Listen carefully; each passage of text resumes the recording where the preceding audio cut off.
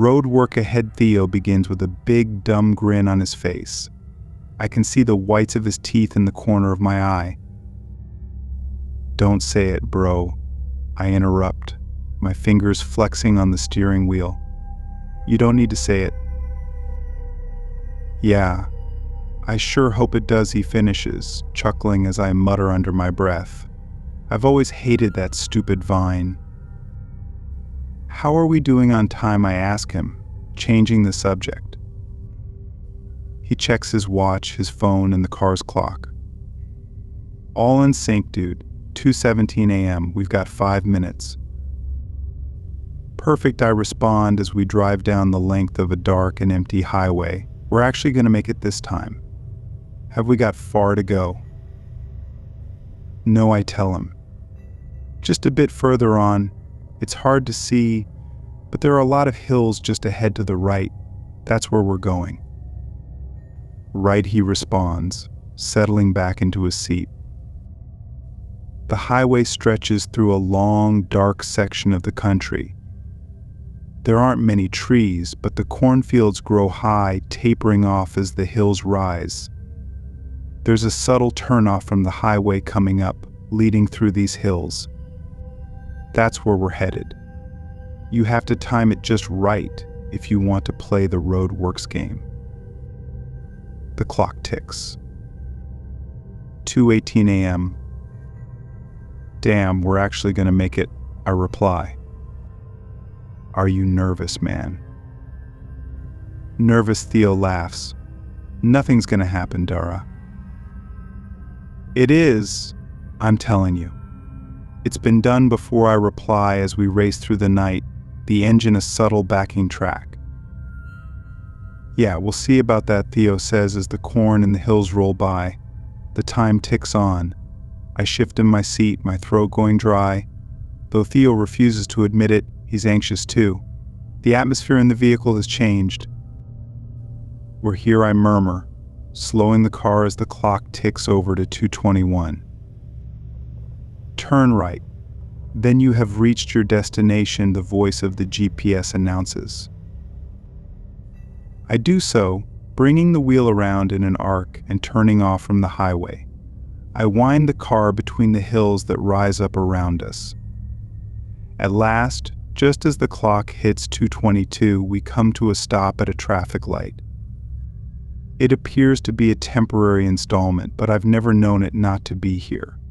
It is accompanied by a rusted yellow sign with a Kansas Construction logo printed in small letters on the top left. In the sign center, it reads simply Road Works. The traffic light's glow is red, highlighting our faces in its crimson glow. Nothing's happening, Theo mutters. Did we get the timings wrong? A part of me is disappointed, but a much greater part of me is relieved. Perhaps this was a dumb idea anyway. And then, as if in response to this thought, the traffic light does something I've never seen it do before. It changes to yellow, illuminating the road beneath it in bright amber. My adrenaline surges. Damn, Theo blurts out. He tries to say something but stumbles over his words. I don't speak. I know how to begin the game. And it's really very simple.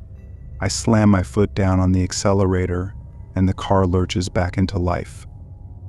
The vehicle leaps forward and I wind it around the traffic light and down through the hills. The time ticks to 2:23. We meander left and right, passing between hills of various heights and sizes as I expected. But then, the landscape changes. Instead of coming out of the hills and being led onto a parallel highway, as geography would expect, we are instead met with a vast, flat landscape as the hills pull back.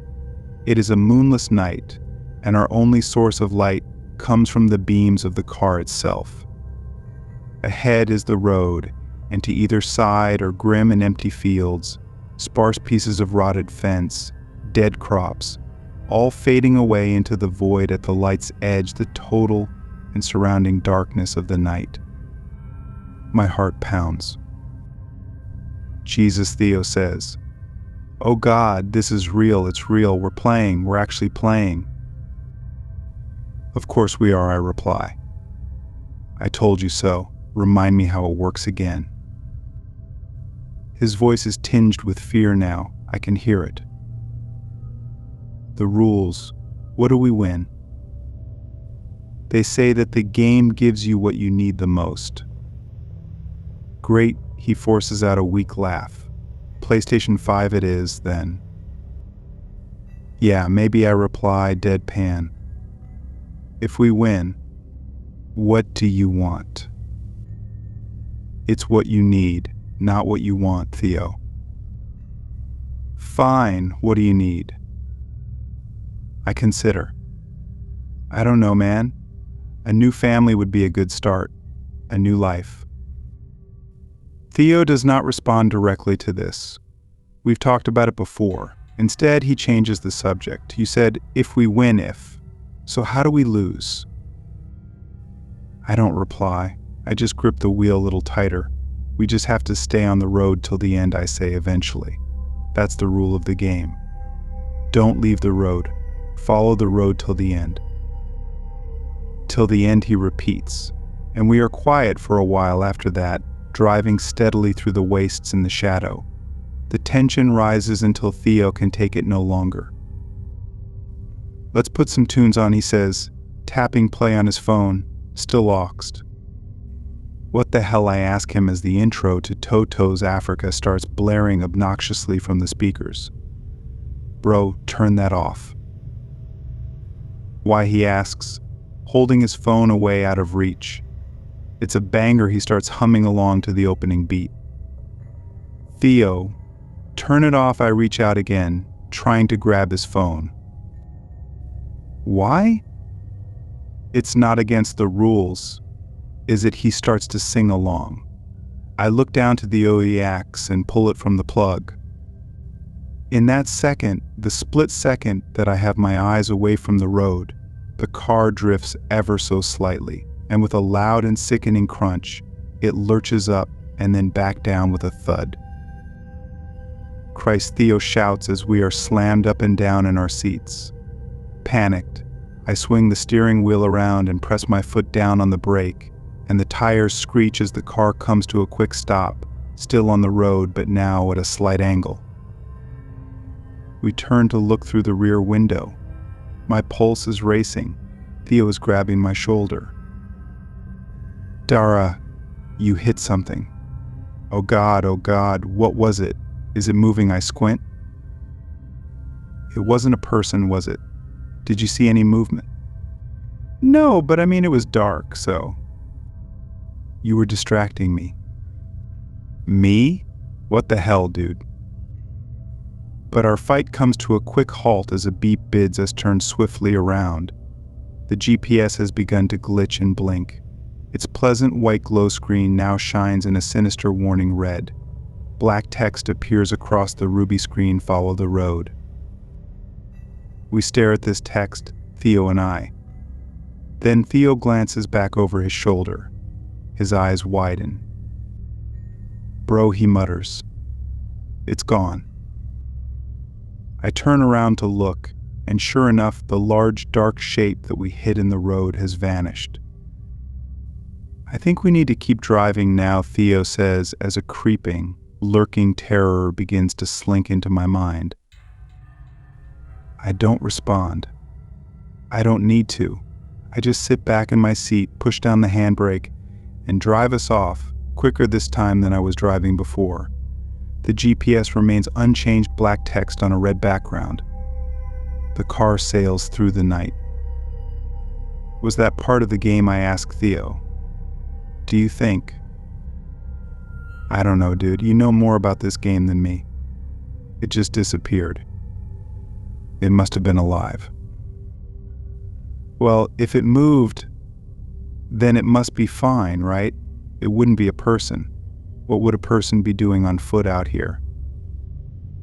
Well, if it wasn't a person, then what was it? Theo has no response. My hands are clammy with sweat now. I wipe them one at a time on the side of my jeans. Dude, Theo murmurs. There's something in the fields. What do you mean? Look, he says quietly. And I do, peering to my left, then to my right.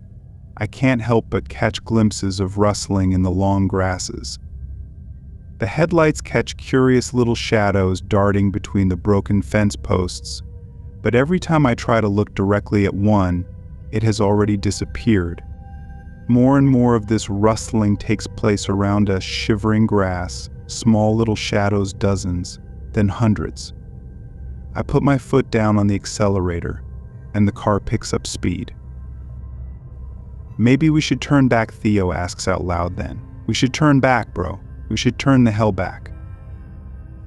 No, I reply, determined. We're committed. We have to see the road through to the end. That's the rules. The quivering little shapes in the grasses fall back and away. The lights of the car catch on a person standing a little ways down the road. Oh my God, Theo yells. Look out. I swerve hard to avoid the figure. The car glides past her. I catch her face in the headlights just for a moment, a split second. It's a middle-aged woman, or at least it was once. She's wearing a tattered yellow jacket, the kind that workers wear on construction sites. Her clothes are filthy. She looks like she's been walking through mud for hours. She does not scream as the car approaches, she just stares, unblinking, right into my eyes.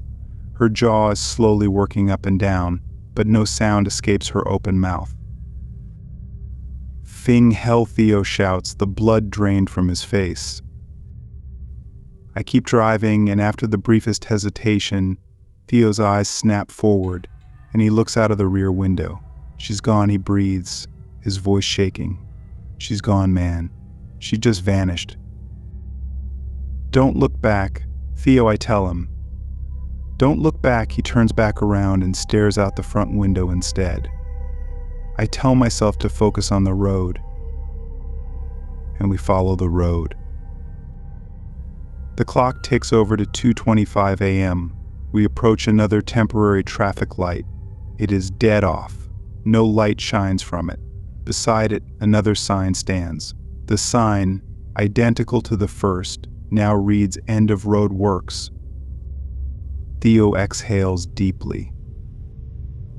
Thank Christ. I was starting to get really freaked out there, he says. As he speaks, the road ahead begins to change. It is so subtle at first that I almost don't notice. The road is getting narrower, bit by bit, foot by foot, growing tighter and tighter. The edge of the car's wheels slowly grazes the dirt at the road sides. Is it getting tighter, or is it just me, Theo asks with a forced chuckle. It's getting tighter, I reply, leaning forward. Damn. How much further do you think we've got? I don't know, Theo. I really don't know. Do we turn around? He looks at me, and the fear on his face has returned. No, he replies quietly. Let's see it through. If we turn around now, we'll regret it forever. The car presses forward. The road continues to narrow. The door is nearly scraping against the dirt walls of the path, and then with another sudden drop, the earth falls away, and we shoot out and over a wide, murky river. The concrete highway glistens as it passes beneath us, but it is thin, precariously thin. Only a few more meters, and the edges will scrape the car doors, and we will be trapped. I press down harder on the gas, but the car, instead of responding to my command, begins to gradually slow down.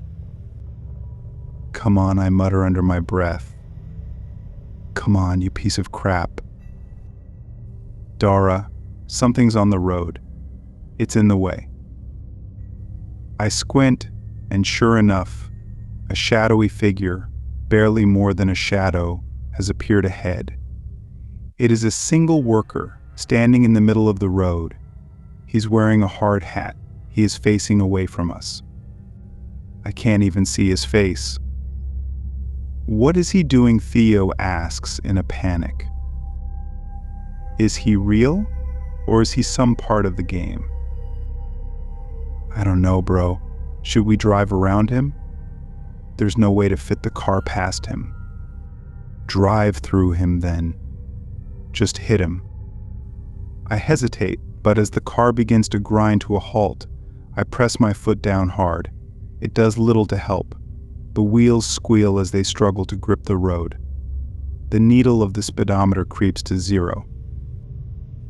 Oh God, Dara, drive. We need to drive. We need to.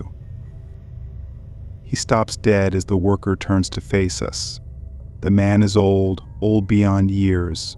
His flesh hangs from his skull, revealing bone and open wounds beneath. He grins at us. His eye sockets are empty and black. But we can't escape. The car comes to a complete stop as the road grinds to an end. All I hear is silence. There's nothing else, no sound at all. No birds, no wind, no traffic, just silence. I am too scared to even try to reverse. The worker leans toward the car. I panic. Theo is shaking me by the shoulder, but I ignore him. All my focus is on the old man. My heart races. It feels like it's going to break through my rib cage. But then the old man starts to sing. It starts as a murmur, but as the seconds go by, his voice gets louder. He hums a quiet and terrible melody. He starts to sing softly, under his breath. I don't recognize the words. They aren't in English or any other language I've ever heard. They're nonsense. Gibberish. But their meaning is terrifying all the same. The worker slowly steps around the car and walks back the way we came, crossing in front of us and heading down the highway. And as he moves, more workers begin to appear. They rise from the dirt, from the road, from the fields, pulling themselves up from the depths of the earth. One by one they appear, silent, empty. Workers in yellow jackets. The workers, tall and gaunt, begin to turn in our direction, humming and singing the same song as the first. I turn the key in the ignition, trying to start the car again, but the engine just coughs and splutters. They're getting closer. Theo breathes. Get out of the car, I shout. Theo's door opens with a creak. He steps out, his hands shaking. I fumble with my seatbelt and practically throw myself from the car. We have no idea where to go. There is only the thin strip of road with the silent river on either side. The workers approach in droves now, surrounding the car and approaching us with their vacant eyes. Theo, man, we're screwed. Maybe Theo replies. But maybe we aren't. This is the game, right? The game gives you what you need the most. What are you talking about? I'm saying maybe this is what I need. And before I can stop him, Theo walks right up to the nearest worker, and with eyes full of tears and teeth gritted in terror, he grabs the man's hands. The worker looks down at him. What are you doing, Theo? I shout. This is what I need, Dara. I'm sorry. And then, without warning, the worker reaches forward and wraps his arms around Theo. I run toward them, but I'm too slow. Theo slumps, his eyes rolling back in his head as the worker tightens his grip. I try to pull them apart, but the worker's grip is iron. Theo's body is limp. His eyes are closed, and then he collapses to the ground. The worker releases him and begins to step toward me. Theo's breathing slows and stops. The worker's eyes, vacant and black, look deep into mine. His mouth opens wide, and from deep within his throat comes a ghastly shriek. I stumble backward, terrified. I trip and fall into the river below. The cold water envelops me, and for a moment, everything is silent again. I swim to the surface, gasping for air. When I emerge, the workers have vanished. The road, the signs, everything is gone. It's as if it never existed. I drag myself to the shore, breathing heavily. My heart pounds in my chest as I lie on the cold, wet ground, staring up at the starless sky. Theo is gone. The game is over. But I know I'll never be free of it.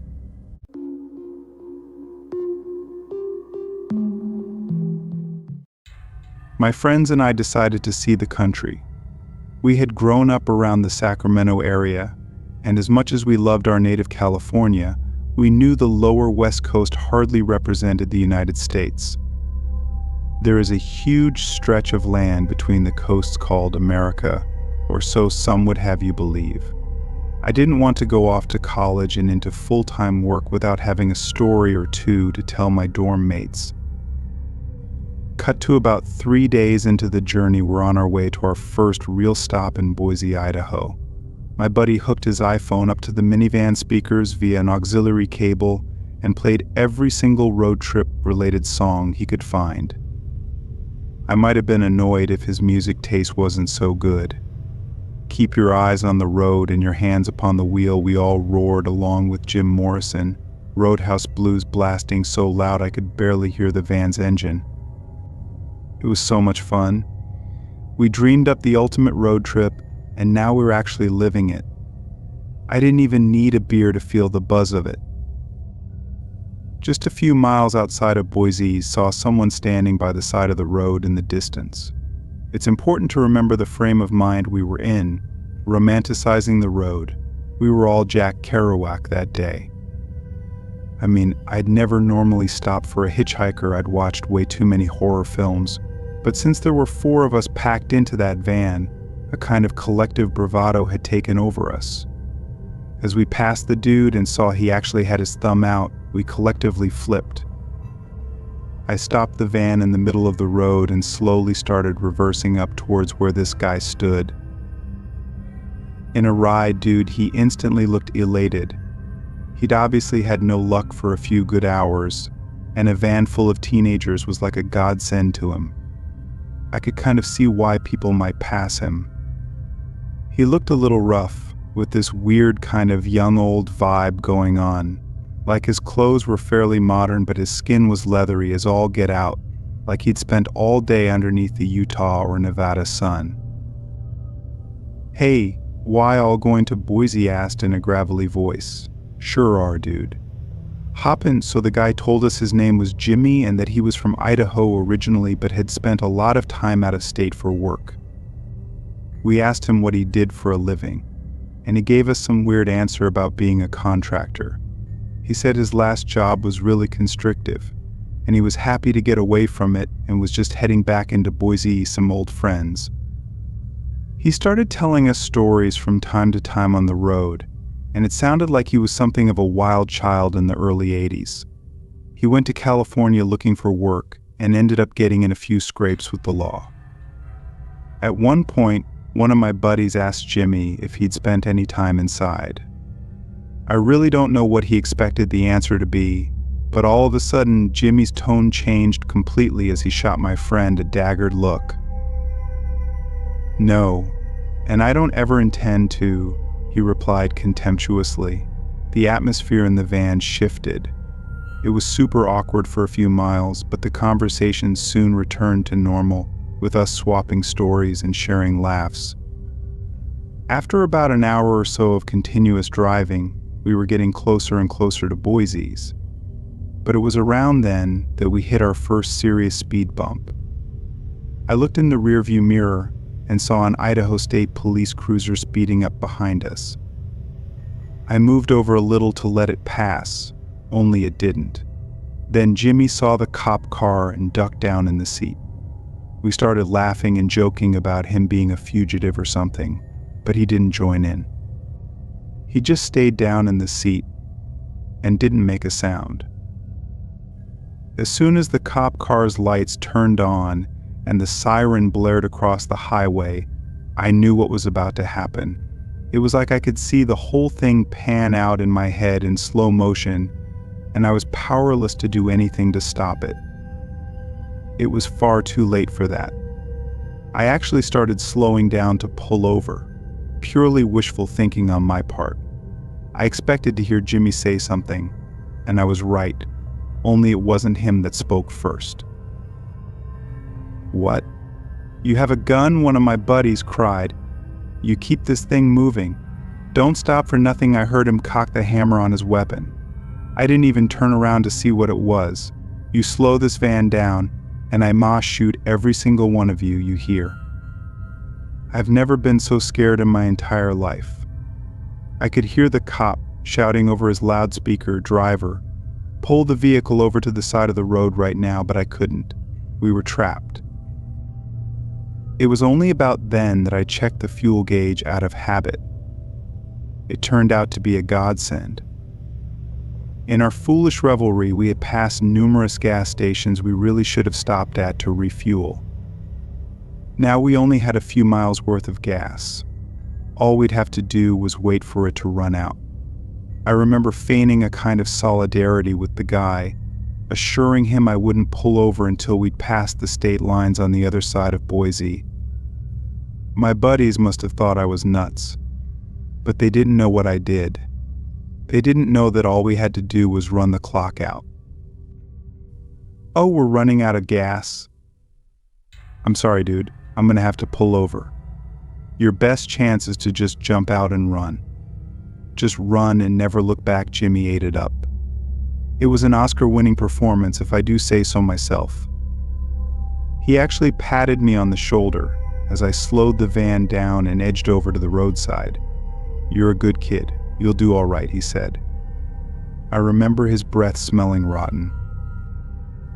When I finally pulled the car over, one of my buddies slid the van door open, and Jimmy hauled it into the trees. One of the cops jumped out, securing us in the van, while his partner got this big dog from the back seat of their cruiser and chased the guy through the woods. We were there for an hour or two while the cops searched our van, but we didn't have anything illegal on us, thank God. We had finished all the beer we'd managed to wrangle the night before, or we might have actually had something to worry about. Once it was established that the guy was basically holding us hostage, they let us go.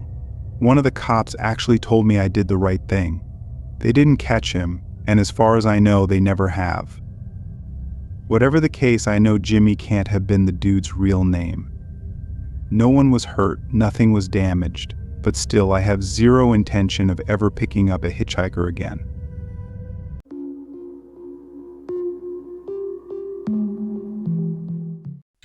A few years ago, a friend and I were getting pretty sick of the New England weather. We get our fair share of sunshine up here, but only for about 3 weeks out of 52. After one particularly washout summer where the sky barely shifted from its regular gray tone, we decided on a road trip to alleviate the rain-soaked misery. We didn't have a destination in mind, just a direction south, as far south as we could go without having to buy a Spanish phrase book. About a fortnight in, we'd made it all the way down to New Mexico. I enjoyed the barbecue in South Carolina and relished the peach cobbler in Georgia, but nothing compared to the food in New Mexico. I thought I'd been eating good Mexican food back home, but I realized I had been eating lies. It turns out the closer you get to the border, the better the food gets. Mexican food isn't all about spice, although that is a big part of it. There's tangy, fruity salsa made from pineapples and the smoky flavor that ancho chili imparts to dishes. We were so charmed by New Mexico that instead of rolling through it into Arizona like we planned, we decided to tour a little more of the state before leaving. This meant rolling down dusty roads, visiting little cowboy towns, and taquito joints along the way. At one point, still a few hundred miles away from our planned stop, we were getting pretty tired. Driving at night can be disorienting and dangerous, so we decided to pull over and sleep a few hours until dawn before getting back on the road. The only problem was finding somewhere safe to park. When I pictured New Mexico, I imagined adobe brown desert scenes made famous by old westerns, but as it turns out, New Mexico has its fair share of snow-capped mountains and lush green forests. We happened to be driving by one such patch of tall pines when we called our rest stop. We pulled in, turned down a dirt road, and wound among the trees, taking it slow, trying to find a turnoff for a campground to park up and get some shut-eye. It took a while, but we found one, parked up, and turned off the engine before unpacking our sleeping gear and leaning back the seats. As you can imagine, New Mexico gets real warm and stays real warm well into the night. So although it leaves us prey to mosquitoes, cracking the window to allow some much-needed fresh air in was essential. It was actually kind of nice for a while, lying there, drifting off with the sound of crickets chirping and coyotes yipping in the hills. It was relaxing listening to the sounds of nature until I heard a sound that was distinctly unrelaxed, the sound of hushed human voices. My eyes opened in darkness as I strained to hear just what these voices were saying. I couldn't make out anything specific, just that at least two people were talking amongst themselves in hushed tones. This was a big red flag for me. Sometimes you get people walking past your car when you're trying to sleep, mostly in cities, but sometimes out in the sticks too. If they're loud, it generally means they're just drunk and heading home. Sure, drunk can be another kind of red flag for danger, but not nearly as much as actual hushed voices. Whispers mean a person doesn't want to be heard. Whispers mean someone is up to no good. Although we're from a state where legislation has made firearm ownership pretty much next to impossible, we weren't about to roll down to the deep south without proper protection. Not so much from the people. All our interactions with people in the southern states were overwhelmingly positive, but there's no reasoning with a bear or a rattlesnake.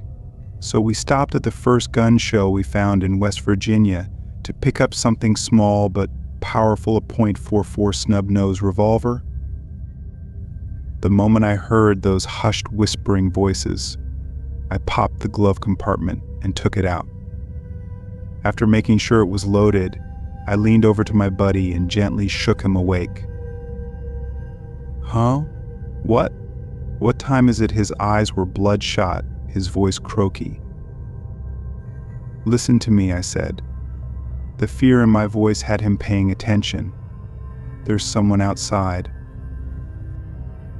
We talked it over countless times, what we'd do if someone tried to rob or kidnap us. What was at first a morbid mental exercise had suddenly become all too real.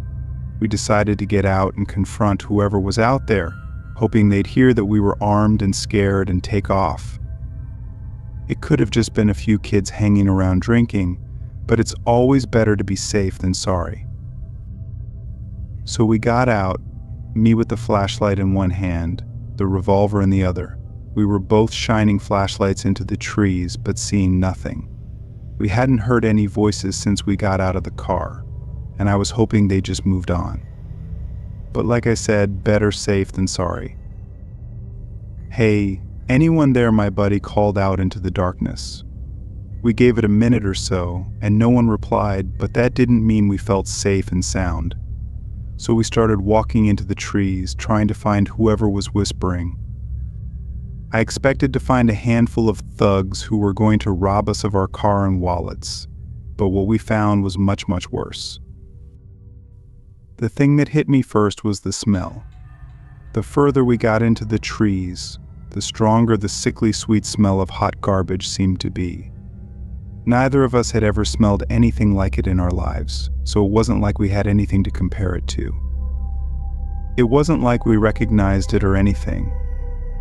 Then we saw the pit. The shadow of the ground opened up before us, and we saw the shovels, the plastic sheets stained with something brownish red. Flies were buzzing around the open pit so loud I could barely hear my own voice when I exclaimed in pure horror. And what lay at the bottom? It was a body, a human body, only it was barely recognizable as one. It had been beaten so badly it looked like a monster, a hideous imitation of the human form. The face was swollen, bloodied, and bruised, eyelids swollen shut, Huge busted lips still leaked gore onto the neck and chin. We ran, got into our car and got out of there. What followed was probably the most terrifying few minutes of my life.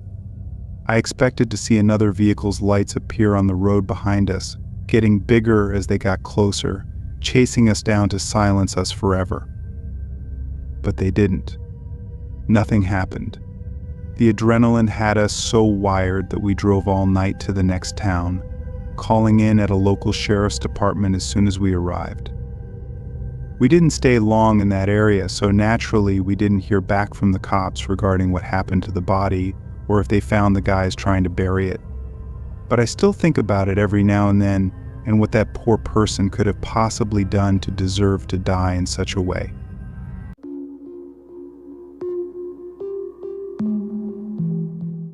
This summer, my 17-year-old daughter was working a late-night shift. It was a little after midnight when I left to pick her up. When I stepped outside, it was eerily silent. You couldn't hear the frogs or insects. Nothing. I stood there just waiting to hear them again, but I had this awful feeling something was watching me. I got in the car, shook off the weird feelings, and turned the radio up loud to distract myself. I started driving down the road with my brights on as there are many deer in the area. Making a right turn onto another road, my headlights caught a glimpse of something.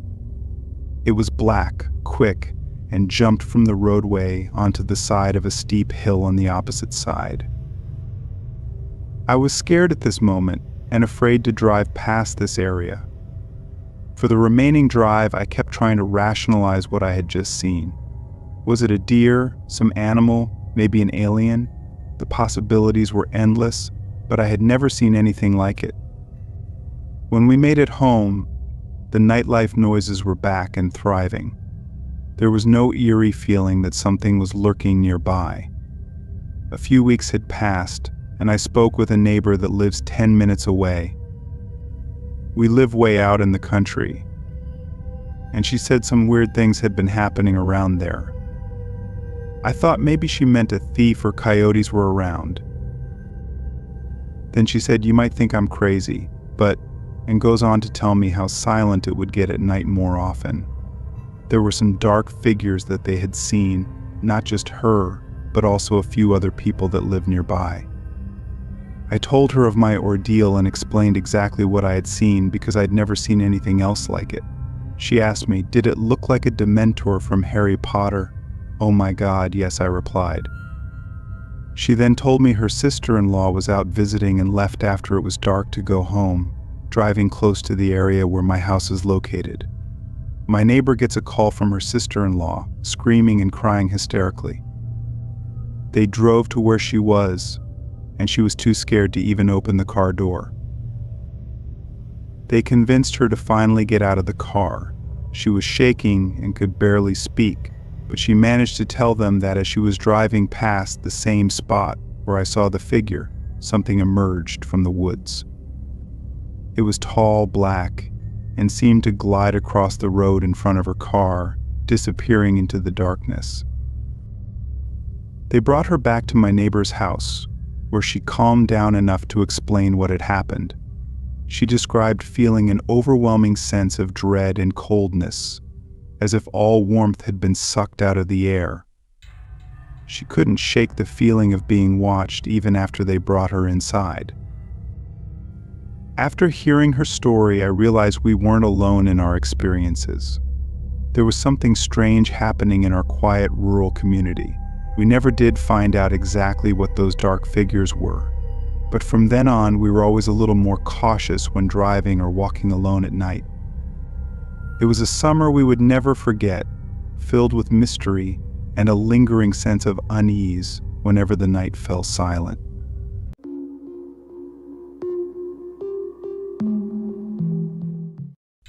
What follows is the story of the most terrible night of my entire life so far. I haven't told anyone this story online before, and only a handful of my friends and family even know this actually happened. I will try to tell it as best as I can, but if I'm honest, my hands are trembling as I try to recall the events of that night. We live in Delhi, India, and it was our first ever road trip, which we planned to drive down to Kolkata. We booked a rental vehicle from a company called Zoomcar, which came with a few problems as the staff on duty didn't seem to know anything about the booking.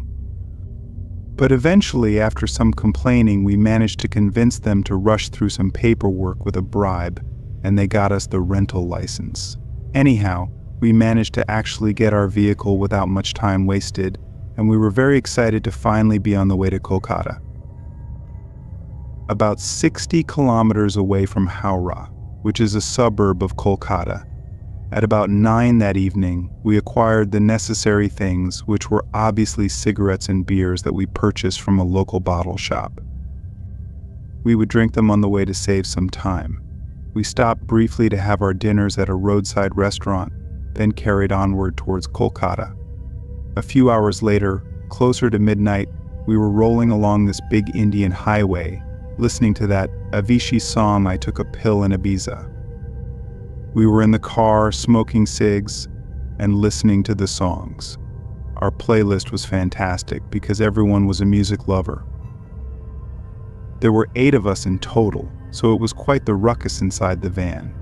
I was sitting in the middle seats at the window behind the driver's seat.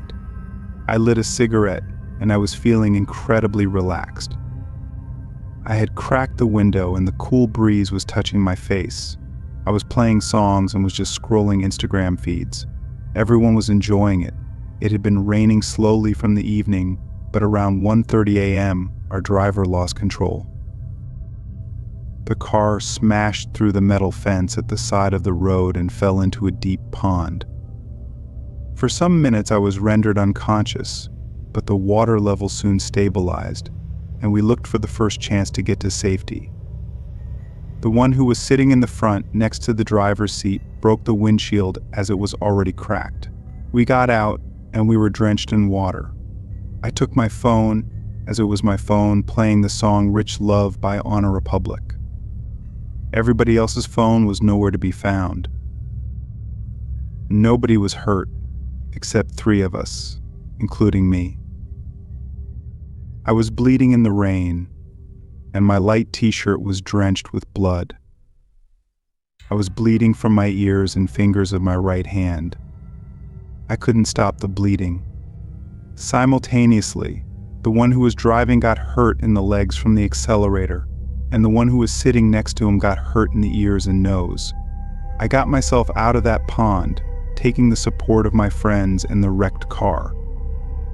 My friends managed to recover 2 phones, one of which was useless, and the other survived because it was an iPhone 7, which acted as a savior to call emergency services. When we left for the hospital, I was feeling cold from blood loss, and the EMT provided me a towel soaked in water to stop the blood, which was pouring out from my ear. We called other friends to wait for us in the hospital.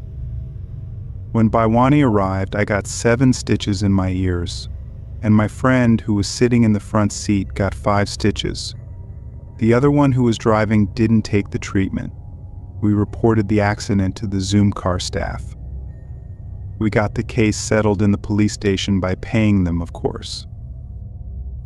We were all released from the hospital around 5 in the morning, relieved and thankful to God for our safe return to our homes. The thoughts of that night are terrifying, and it haunts me sometimes. I didn't get into a car for months, and rain scared me for many days when I saw it on the road. I thanked God for giving me another chance to live this wonderful life and to be a part of this enormous world. I am willing to live this life in a more different way and take the chances that I didn't take before. The nightmares of the accident still haunt me. After this accident, I went on many trips, and we stopped one time at the spot of the accident and exhaled the trauma out together. It was just for the fear which was deep inside whenever I sat in a car or whenever a rainstorm arrived. It was basically all about feeling good and getting rid of the fear and terrible thoughts of that night. We drive safely now and nothing has happened since, not a scratch. After that night, I would like to share one more thing, which is a little bit shocking. On one of the many trips, we got the same red color van which was with us that night at 2 a.m., drenched with water and blood. Nobody noticed except for one friend who told us the next day and showed the car number plates. We were surprised, and there was silence with a smile on everybody's face. Experiences come from bad experiences. Never stop living and grow through what you go through.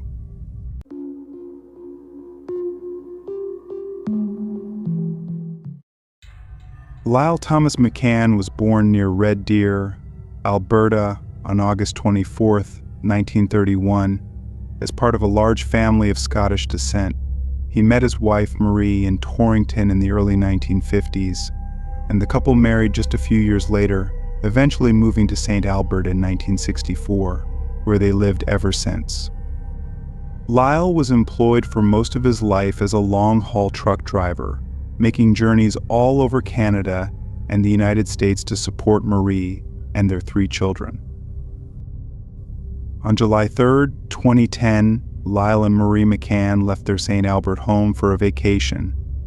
They had been planning a road trip, to be exact. The plan was to pick up one of their daughters on the 10th of that month, when she landed at the Abbotsford International Airport.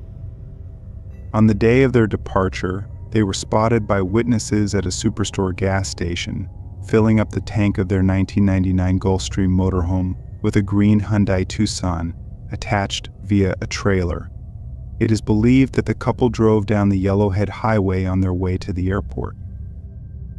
However, on the evening of July 5th, Canadian firefighters received a call from a member of the public informing them that a motorhome was on fire at the Minnow Lake campground just outside of town in Edson, Alberta. Emergency services rushed to the scene, putting out the fire and searching frantically for any injured victims. No bodies were found, but investigators made a chilling discovery: the motorhome had belonged to Lyle and Marie McCann. Strangely, in addition to no bodies being found inside the home, the couple's green Hyundai was missing. Initially, hopes of finding the couple were high, but once the Royal Canadian Mounted Police visited the McCann's home and found no one present, hopes began to dwindle.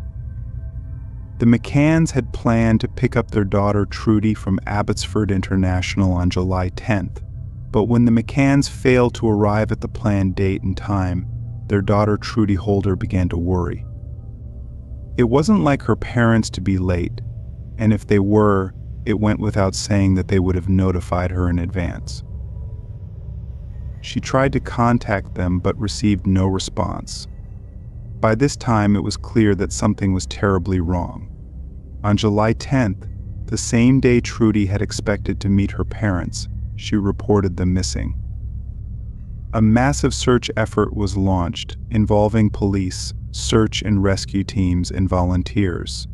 Despite the extensive search, no trace of the McCanns or their vehicle was found. As days turned into weeks, the hope of finding the McCanns alive began to fade. The missing couple's case attracted widespread media attention and speculation. On July 16, 2010, the couple's missing Hyundai was found deep in the woods near the Minnow Lake campground, where their motorhome had been discovered. The vehicle was hidden under thick brush, adding to the suspicion that foul play was involved. The case took a darker turn when Travis Vader, a local man with a criminal record, became a person of interest. Vader had a history of drug offenses, theft, and violent behavior. He was arrested on unrelated charges, and during the investigation, police found evidence linking him to the McCanns' disappearance.